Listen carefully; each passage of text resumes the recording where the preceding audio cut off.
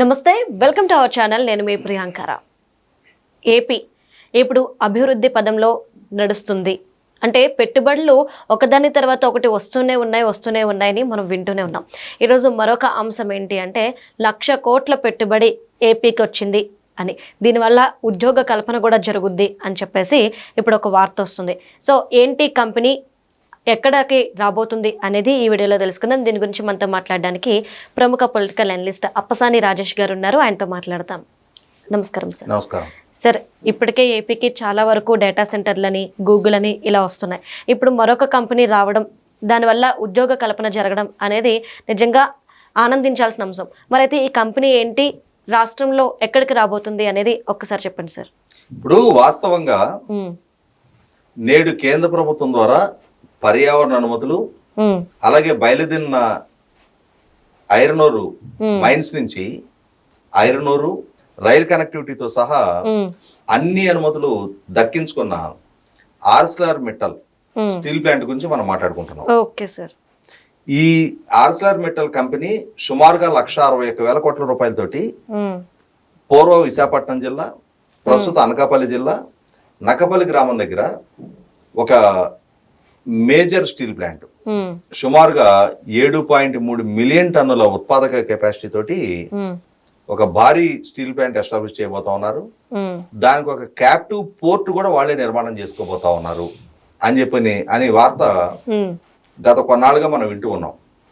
సహజంగా ఇటువంటి భారీ పరిశ్రమలు గనక ఏర్పాటు జరిగేటప్పుడు పర్యావరణ అనుమతులు అంటే forest clearances, environmental clearances, pollution control, వీటన్నిటి నుంచి అనుమతులు పొందాలి అని అంటే చాలా ఎక్కువ టైం పడుతుంది.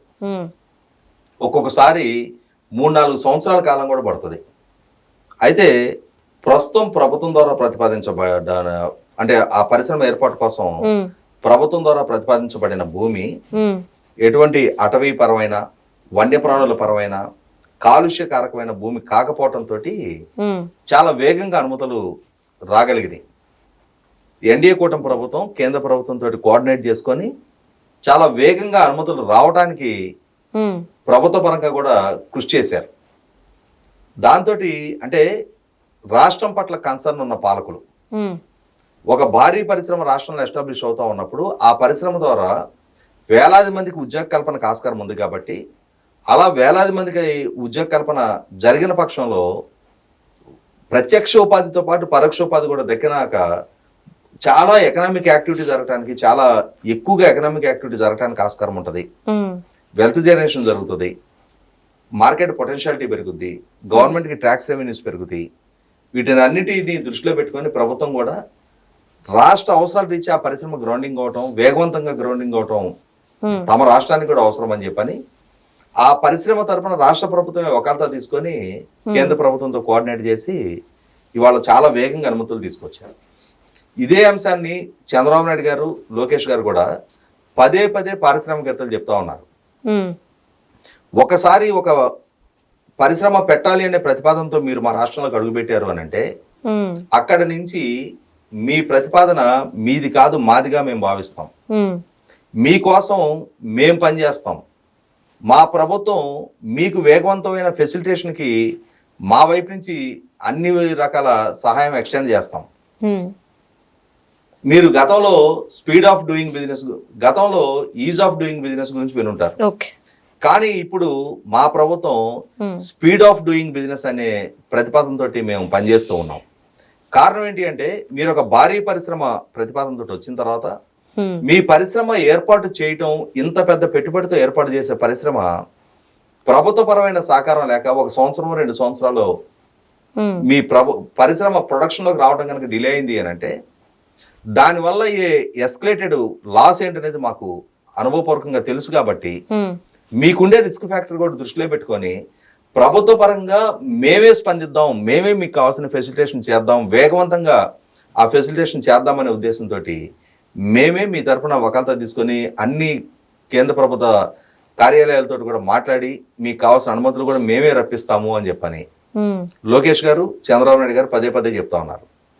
మా ప్రభుత్వ లక్ష్యం ఈజ్ ఆఫ్ డూయింగ్ బిజినెస్ ఒకటే కాదు, స్పీడ్ ఆఫ్ డూయింగ్ బిజినెస్ కూడా అని చెప్పని దానిలో భాగంగానే వాళ్ళు చూస్తా ఉన్నాం మనం. 1,61,000 కోట్ల రూపాయల పెట్టుబడికి సంబంధించి 7.3 మిలియన్ టన్నుల స్టీల్ ప్లాంటు క్యాప్టివ్ పోర్టుకు సంబంధించిన అనుమతులు కేవలం 14 నెలల్లో రాష్ట్ర ప్రభుత్వం సాధించి వచ్చే నెలలో ఈ నెలలో నవంబర్లో ఆ పరిశ్రమ శంకుస్థాపన జరగబోతా ఉంది. ఇక్కడ ఒక అన్ని మంచి శకునములే అని చెప్పని మనం ఒక పాజిటివ్ సాంగ్ ఒకటి వింటాం మనం.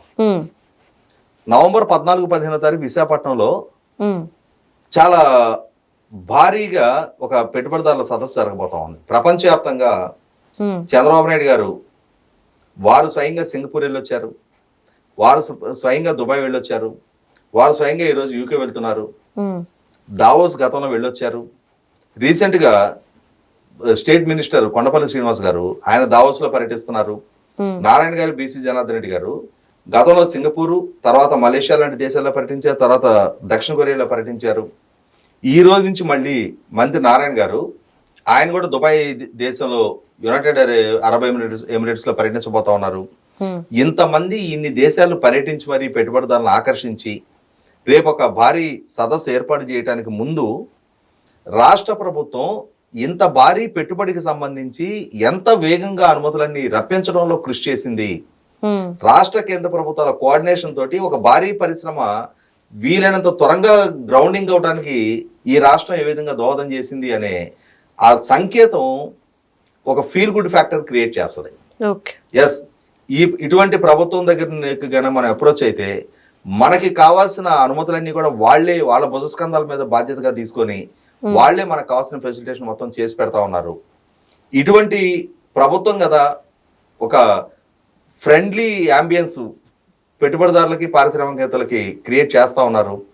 ఇటువంటి రాష్ట్ర ప్రభుత్వంతో మనం కూడా కలిసి పనిచేద్దాం అనే భావన దేశవ్యాప్తంగా ఉన్న ప్రపంచవ్యాప్తంగా ఉన్న ఆ సదస్సుకు హాజరవుతున్న పెట్టుబడిదారుల్లో ఒక ఫీల్ గుడ్ ఫ్యాక్టర్ కలిగిస్తుంది. కాబట్టి రేపు నవంబర్ 14-15 జరగబోతున్న సదస్సుకు ముందుగానే ఆర్సెలర్ మిట్టల్కి సంబంధించిన ఇంత అంటే అన్ని రకాల అనుమతులని ఇంత వేగంగా రాష్ట్ర ప్రభుత్వ కోఆర్డినేషన్ తోటి రప్పించి ఇవాళ మా వ్యవహార శైలి, మా స్పీడ్ ఆఫ్ డూయింగ్ బిజినెస్ అనేది ఇంత వేగంగా ఉంటుంది, ఇక నిర్ణయం తీసుకోవడంలో మీదే లేటు, రాష్ట్ర ప్రభుత్వంగా సదా మీ సేవలో మేము సిద్ధంగా ఉన్నాం, మీ పెట్టుబడులు మా రాష్ట్రంలో పెట్టండి, మా రాష్ట్ర యువతకి ఉపాధి అవకాశాలు కల్పించండి అని చెప్పని రాష్ట్ర ప్రభుత్వం తన పనితీరు ప్రాతిపదికగా తాను ప్రూవ్ చేసుకుంటూ ఒక కేసు రెఫరెన్స్గా ఆర్సెలర్ మిట్టల్ని పెట్టుబడిదారుల సదస్సు ముందు రాష్ట్ర వ్యాప్తంగా దేశవ్యాప్తంగా అక్కడికి హాజరవుతున్న పెట్టుబడిదారులు పారిశ్రామికవేత్తల ముందు ఒక కేసు రిఫరెన్స్గా దాన్ని పెట్టబోతా ఉన్నారు. Right, thank you so much sir.